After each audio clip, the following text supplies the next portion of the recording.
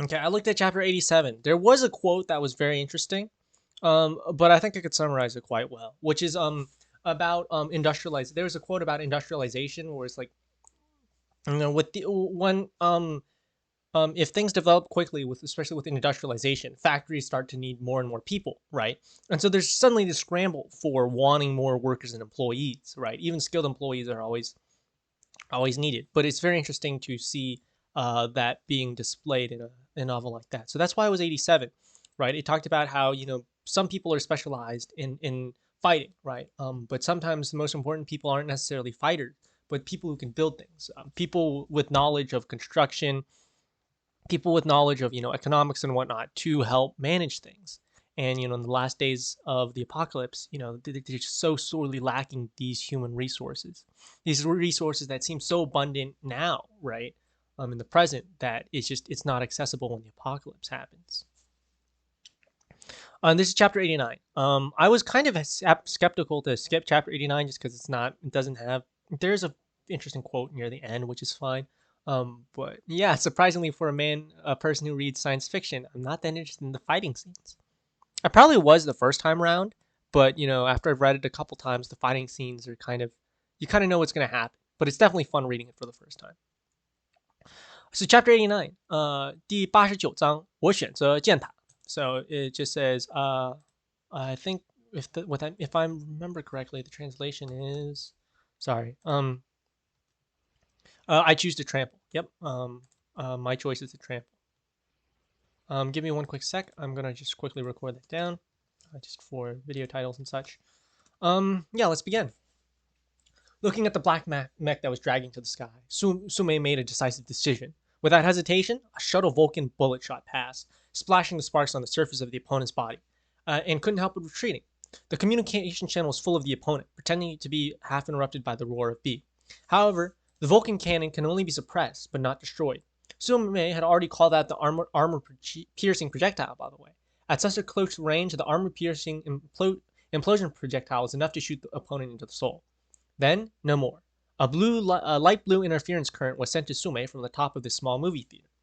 All of Sume's movements were instantly strangled in the cradle. Her body was out of control. She could only watch her whole body trembling when she was being charged. So this mech is not electricity proof? It's too bad. Sume gently tapped the desktop with both hands in front of the screen with an agitated look, completely forgetting how she used the pulse grenade to bully the ghoul in the same way. And the power in front of it is obviously a little bigger. I executed 6 friends here who were trying to commit the following crimes. The old man's words came slowly. Sume's attack caused him a real skin injury, and he could regain his brilliance as long as he repaired the spray paint. He stepped forward, and a genuine iron fist of love knocked Sume's immobile body to the ground. Just when he wanted to say something, Sume had already clicked to read the file. Save file. ... Why should I be angry with you? Sume thought angrily. This guy was too tugged. So Sume wanted to get him to death on the spot when he received the other party's message. Tomorrow's arrived degrees of freedom is relatively high, so Sume can shuttle all his words back before the other party opens B. But it can't prevent the other party from occupying the super high home court factor in this movie theater. Otherwise, he wouldn't dare let a strange and hostile person get close face to face like this. After all, he's a man who has achieved the position of a wolf among the pack of wolves. The chief among the pack of wolves, the leader. When the picture flowed again, Sume honestly chose her own answer. So you want to give me a hug?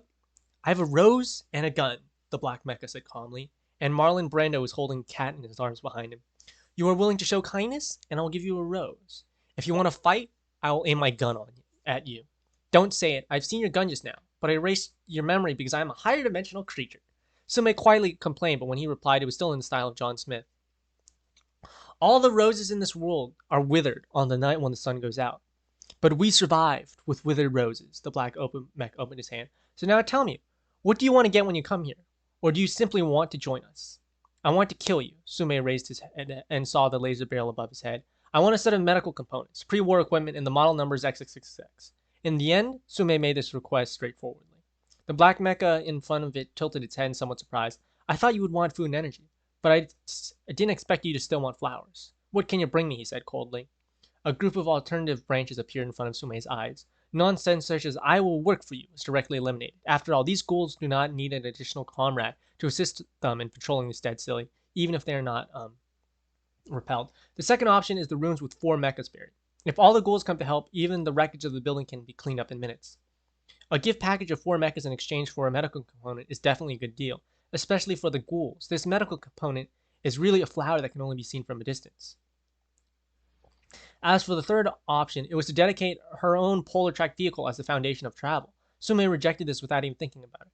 I can tell you the location of the 4 Doomsday mechas that I destroyed. You can get the complete parts of the 4. You can choose a small number of companions to share, or even swallow it yourself. Sume gave out his bargaining chip. In return, I only need a medical component.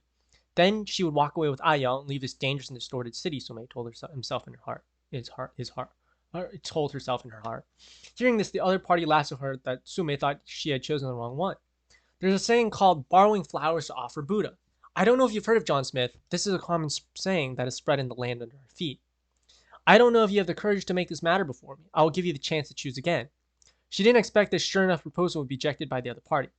Then I can offer my loyalty and use my force as the last capital to guard by your side, Sume gritted his teeth, and selected this option even she could read, and this time the other party's laughter was even worse. So am I right or not? Am I not? The opponent stood there dancing and dancing. The thick black mecha seemed to be dancing a frantic dance. The world has changed. All decency, justice, integrity, shame, and loyalty and morality will eventually become things we trample under our feet. Only living things are eternal. Only existence is reasonable. Dead, destructive, and unable to protect ourselves. Everything is something that should not be respected. There is no such thing as a human being. We survive by unscrupulous means. We are the last human beings, and we represent the last human beings. The survival of the fittest. Something like evolutionary fitness or something. The survival of the fittest are what we hear from the teacher in the sunny classroom of the elementary school. Whoever survives is good, isn't it? As long as books can be used for heating, we can turn knowledge into ashes. As long as sculptures can build fortification, we can use priceless artworks to block bullets shot in our chests. If morality and loyalty are the things that hinder us from living, then we will trample it under our feet and then trample it severely. When you faced this choice 30 years ago, you finally chose to escape. 30 years later, you chose to kneel at my feet and accept the chaotic order. I'm very happy, but I don't need loyalty, because I rely on violence and fear to rule my wolves, not loyalty. That's why I want to see you. I want to see you kneeling in front of me, my dear John Smith, my classmate, my best friend, my brother who fought along side by side and became my unshakable enemy. I came with a gun and roses, and the roses withered. I aimed my gun at my last friend. Say farewell to him. And with that said, the black mecha raised a steel arm and gestured to Sume, shoo, with a gun. Snapped. There's a sound from his mouth as if it was the last carol. The current flows from top to bottom, completely enveloping Sume's mecha, and the screen turns to darkness. Interesting chapter. Very interesting. There's an interesting scene in a lot of the cultivation, wuxia, martial arts, and science fantasy novels where very similar to the concept, Chinese cultural concept of hanjie, right? Once you've turned your back on your country in China, and this even applies to some of the international stuff, once you've turned your back on the human race, once you've become a traitor to the human race, like by allying with foreign enemies, with aliens, demons, angels, what have you, you've no longer you've forfeited the right to call yourself a human. Is the general consensus of a decent amount of Chinese authors, right? Once you've become a traitor to your own people, right? Or once you've shed the thing that makes you human, right? Or some people draw the line. It depend on for what reasons, right? Because some people have to make that sacrifice, and some people do it of their own volition. Then you are no longer of the group, right? And some people could say, that loss of morality may be where that line of humanity lies. Really, it's just an interesting philosophical thing. I really like that interesting difference and change, and especially with the whole Hamlet thing. There's only one Hamlet, but 1,000 people can watch it 1,000 different times and all have different opinions. 1,000 people can watch the same Hamlet, but we'll all have their own opinions. Some people say survival is the goal. Surviving is justice and whatnot. And some people say there's more to life than just surviving. Violence and fear is one way to have control, and some people say trust is a better way to do control for loyalty. But yeah, it's very interesting, very interesting. And that particular sentence is why I wanted to choose chapter 89. Yeah, no, chapter 87, the quote was not strong enough for me to think. But let's go to chapter 91.